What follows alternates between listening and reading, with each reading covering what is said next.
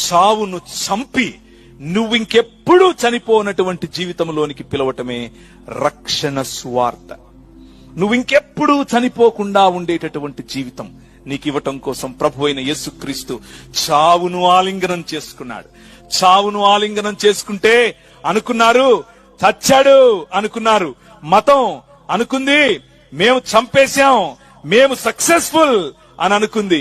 మతం వెళ్లి డబ్బులిచ్చి నిలబెట్టింది. చూడండి, నేను వీడు మళ్ళా లేచాడని వీళ్ళు చెప్పే అవకాశం ఉంది కాబట్టి ఆయన సమాధికి బయట నిలబడండి అని కొందరికి డబ్బులిచ్చి మరీ నిలబెట్టారు. కానీ ఆయన చేసిన వాగ్దానం నిజమైనది. ఆయనను నేను మీకు పరిచయం చేస్తున్నాను. ఆ రాజు మరణాన్ని ఆలింగనం చేసుకున్నటువంటి ఆ రాజు అనిర్వచనీయుడు, అద్భుతకరుడు, ఆశ్చర్యకరుడు, శక్తిమంతుడు.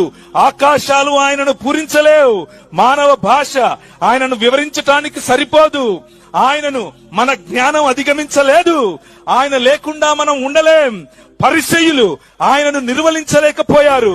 పిలాతు ఆయనలో ఎటువంటి తప్పు కనుక్కోలేకపోయాడు. హేరోదు ఆయనను చంపలేకపోయాడు. మరణం ఆయనను బంధించలేకపోయింది. సమాధి ఆయనను కట్టేయలేకపోయింది. That is your king. అది నీ రాజు. ఆ రాజు 3 దినములైన తరువాత మరణాన్ని జయించి తిరిగి లేచాడు. హల్లెలూయా.